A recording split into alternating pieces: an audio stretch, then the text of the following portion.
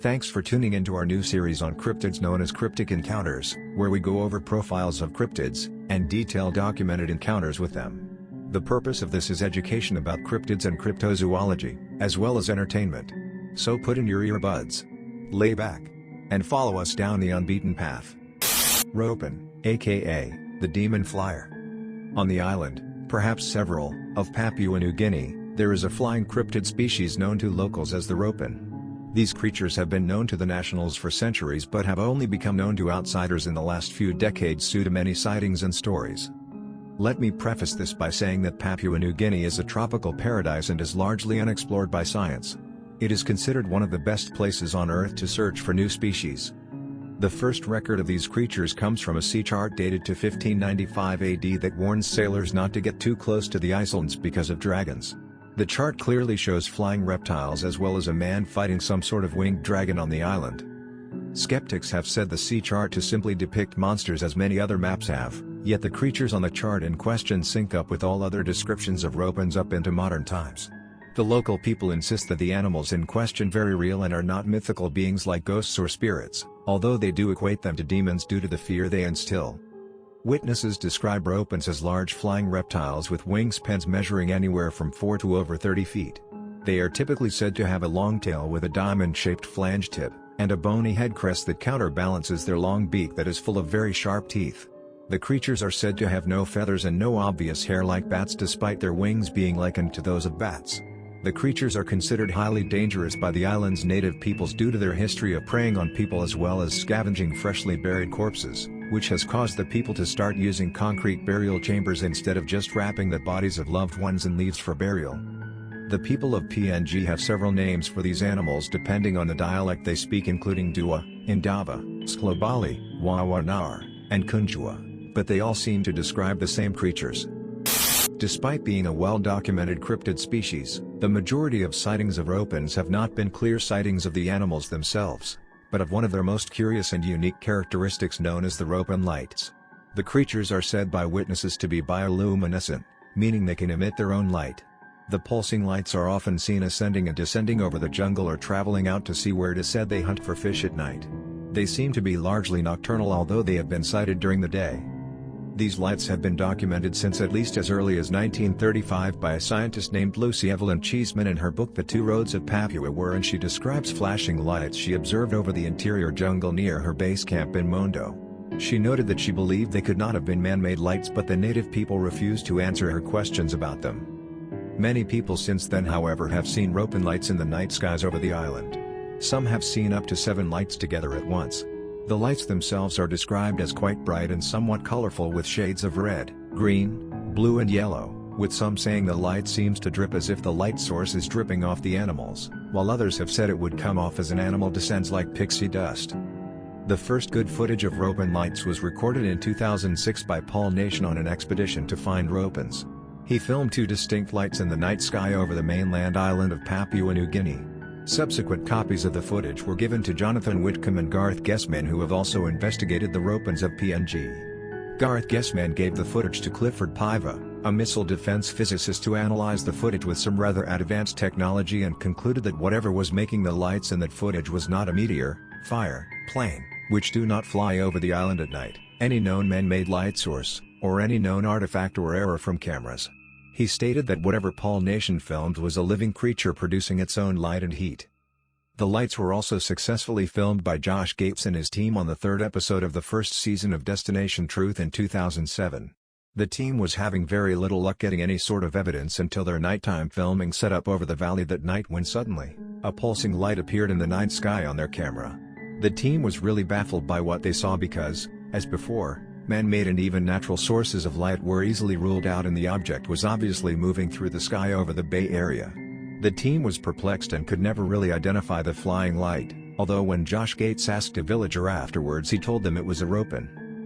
Based on descriptions of the creatures, the prevailing theory is that Ropens, Dua, etc. are all the same animal by different names according to the local dialects of the islands. The most popular suggested explanation is that the creatures are a surviving population of pterosaurs living in a poorly explored tropical region of the Pacific. Based on descriptions by eyewitnesses, these creatures are described as real, flesh and blood animals, capable of bioluminescence. Skeptics have traditionally tried to explain them away as locals misidentifying flying foxes, which are the world's largest bat species that can get a wingspan of over 4 feet. But these large bats don't seem to fit the descriptions or behavior observed in Ropens. Flying foxes don't fish over reefs as they are fruit-eating bats. Flying foxes can't carry off a grown human and eat even if it's a corpse because they're nowhere near large or strong enough. They don't emit a bright light from their bodies to our knowledge. They don't attack human beings. They don't get wingspans of over 30 feet and they don't have a long tail.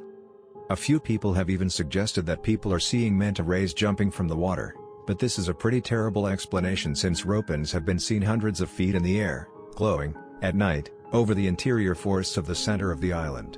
Not to mention other details that don't match up. It's odd because there really isn't a great alternative explanation besides living pterosaurs. But that causes a lot of problems for a lot of people due to the science and philosophy involved with explanations for something like that existing in this day and age. People have a hard time understanding how an animal species could go for a long time without being discovered by people, but species thought to be extinct are rediscovered pretty frequently.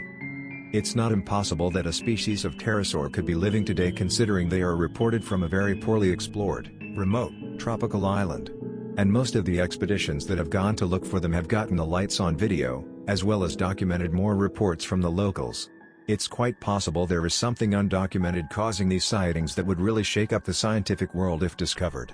The Ropen seems to have a lot more tangible evidence than a lot of other cryptids, but as has been said about Bigfoot, Nessie, and other cryptids, it will take a body to prove they exist. Sightings of Ropens have been documented by a wide variety of people, but all seem to describe the same type of animal, which lends a lot to the credibility of these creatures existing.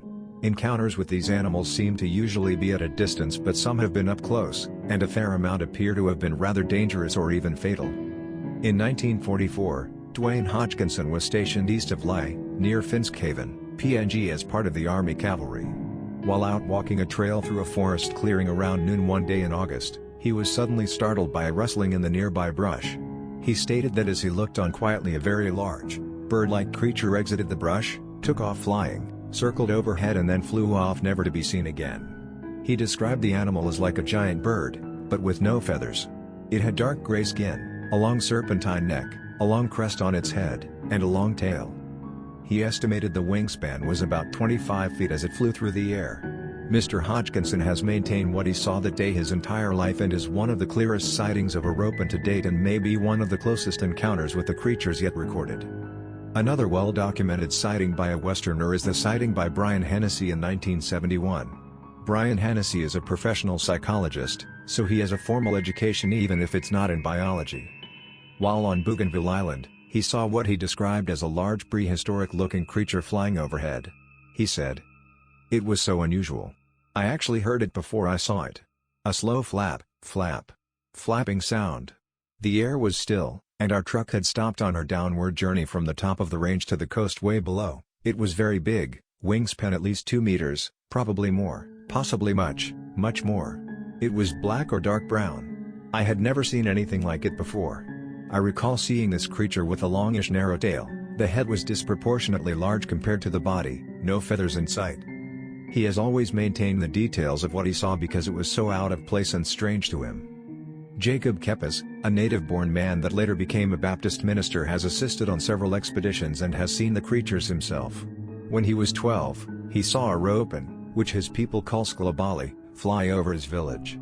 Apparently Sekol-Bali means, "he who carries his bed with him," and is based on the fact that the people have often seen these animals carrying giant clams away from the reef. One of the best documented sightings by locals was documented by Jonathan Whitcomb in 2004. He interviewed several men that had all witnessed a very large Ropen in 1994. Whitcomb interviewed a man named Gideon, and 2 of the other men, who all described what they saw. The men said they had climbed a mountain up to a volcanic crater lake one day, which was apparently not far from their village in the west-central area of Umboy Island. Once near the lake, they all stated in separate interviews that they saw a large Ropen, which they estimated to have a wingspan of roughly 20 or more feet, fly overhead. It scared them so bad they all ran back to the village in fear of their lives since the animals are known to be so aggressive and predatory towards humans. They said the animal was large, with a wingspan of maybe 20 to 25 feet. It had a long tail, no feathers. And they said the beak reminded them of a crocodile's snout. Gideon, The man that gave the most information drew a picture of the animal in the dirt for Whitcomb that very strongly resembled a pterosaur. The men were adamant that they saw a large ropen that day and that it had deeply scared them. There is one account of a villager in the past shooting a ropen with a missionary's gun, and the villagers eating the meat from the animal's body. A man named Abram saw a ropen twice in 2003 near Pai village. The first time he saw a bright red and white light 100 meters in the air at Pai beach. He said the light followed the ridge above the village and went towards Tarawe. His second sighting also occurred near the village. He said he saw the light fly overhead out toward the reef from Mount Bell. The light stayed near the water's surface for a while, then ascended into the air again and flew back to the mountain. Abram, like many others, believes the creatures use their natural light to attract fish to the surface and catch them as prey. Another local man from a Pai village named David has seen what he believes to be a ropen creature twice himself. One night while traveling along the trail to a government station in Bunsel, he came upon a glowing creature on the trail. He said the glowing animal flew away when it noticed him. His first encounter with one of these creatures, however, took place earlier that year while fishing in the reef with a friend. The two men were out fishing on the reef on a dark, moonless night. They were using a waterproof spotlight to mesmerize the fish when suddenly, the entire reef lit up around them. Even the trees on the shore were illuminated. They could never see the actual source of the light directly but could tell it was very close to them and above the water's surface. The light was almost blinding. Then it quickly dimmed and went out after about 5 or 6 seconds. The men said the only thing they could attribute the light to was the ropen, which must have been fishing right beside them in the night. Another eerie event with the ropen took place near Pai village back in 1949. It describes one of their more disturbing behaviors, that of robbing graves for freshly buried bodies to eat. A man named Michael said in an interview with Whitcomb that he had seen a ropen come down to the grave of a recently buried man in Gomlongan. He stated that the creature came down to the grave, dug it up, and carried off the man's corpse to eat. Other villagers visited the grave site the next day and found that the grave had in fact been dug up and was empty. Bodies in Papua New Guinea were traditionally wrapped in leaves and placed in shallow, hand-dug graves. But because of this behavior from ropens, people started putting bodies in wooden coffins, and sometimes cement graves to prevent grave robbing by the creatures.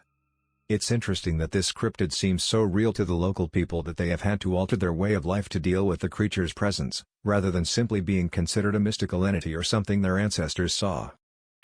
Gareth Guessman interviewed a man named Jonathan Ragu who claimed to have seen a ropen in July of 2004. Jonathan stated that he was at the beach with his daughter between 7:30 and 8 o'clock that night. He said it was a clear night with a crescent moon and good visibility. He said that they saw a ropen fly overhead, while illuminated in a bright, red and white light, moving from the northwest coast of Omboy Island towards Talakiwa Island. Ragu estimated the creature's length to be 11 feet from nose to tail based on how high in the air it was and the size of the buildings below. Guessman showed him 34 silhouettes of different animals to compare with what he had seen, and Ragu chose the silhouette of a pterosaur species known as Swordspelosus. There are several problems however with ropens being pterosaurs. Namely, the anatomy isn't that consistent with what we know about pterosaurs from the fossil record. Large pterosaurs such as pterodactyloids like Pteranodon didn't have long tails and not all of them had teeth, but many did have long head crests. While smaller pterosaurs such as rhamphorhynchids did have long tails with a diamond-shaped tip and usually had lots of teeth, however none of them had a long head crest and most of them had wingspans under 4 or 5 feet instead of 20 to 30 feet like a Pteranodon. The ropen is reported to have a long tail, obvious head crest, teeth, and get to a large size of up to 30-foot wingspans. This combination of feature from both types of pterosaurs is something we really don't have an example of in the fossil record, which has led skeptics to say the ropen is a hoax based on outdated sci-fi movie renditions of pterosaurs from the early 20th century. There is also no evidence from fossils that pterosaurs could emit their own light.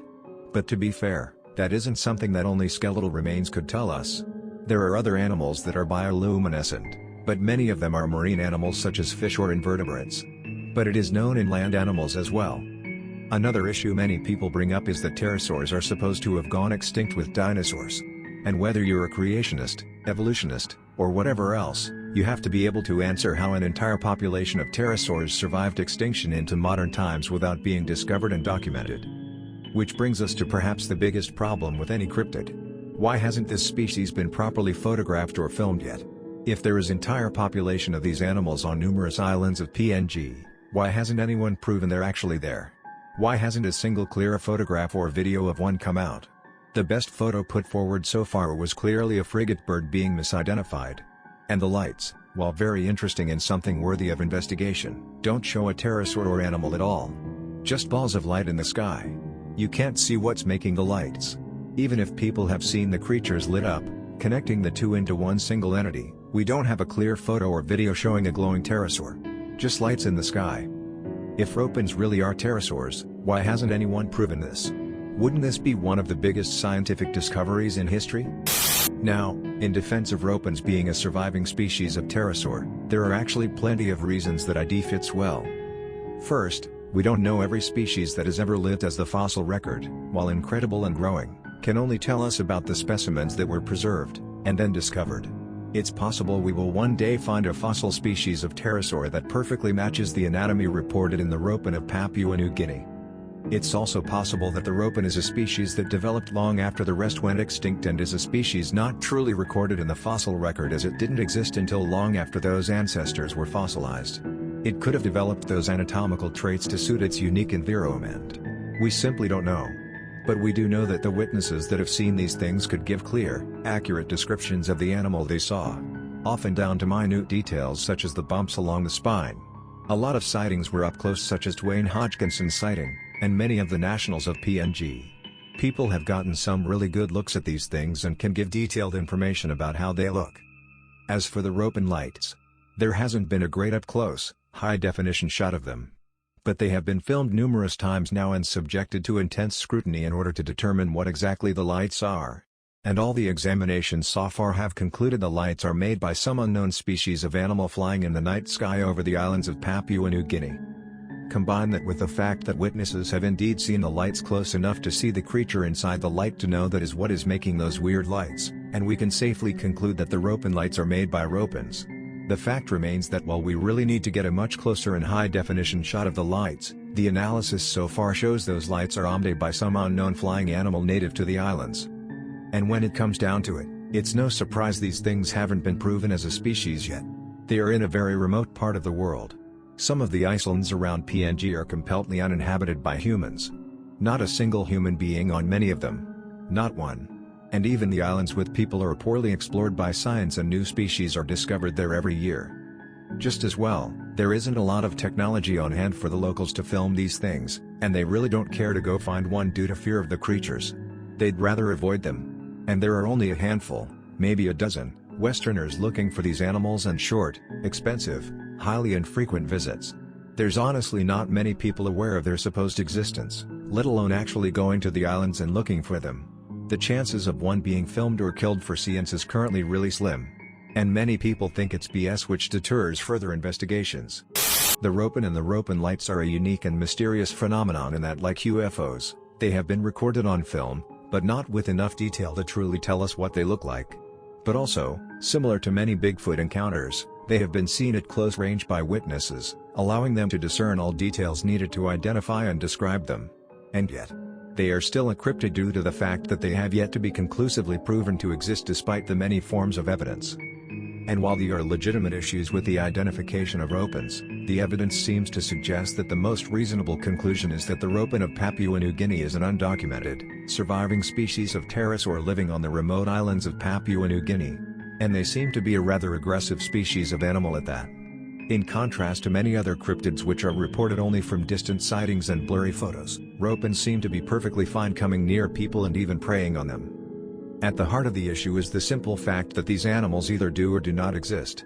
Either there is a population of pterosaurs on these islands, or the locals are all misidentifying known animals and lying to investigators with some pretty unique tales. It's one or the other. These creatures seem to have a lot more tangible evidence to support their existence than most other cryptids, which are supported mostly from sightings or hoaxes that have been disproven. With enough investigations, the Ropen of Papua New Guinea may actually be proven to be a real species. Or, it could be found to be a much more mundane explanation. Only time, and curiosity, will give us the answer. Thanks for listening in, and please, don't forget to like and subscribe for more original and mysterious content. And if you like our videos, please share them with your friends. And don't forget to join our subreddit. Until next time, stay curious, and keep your eyes and ears open. Good night.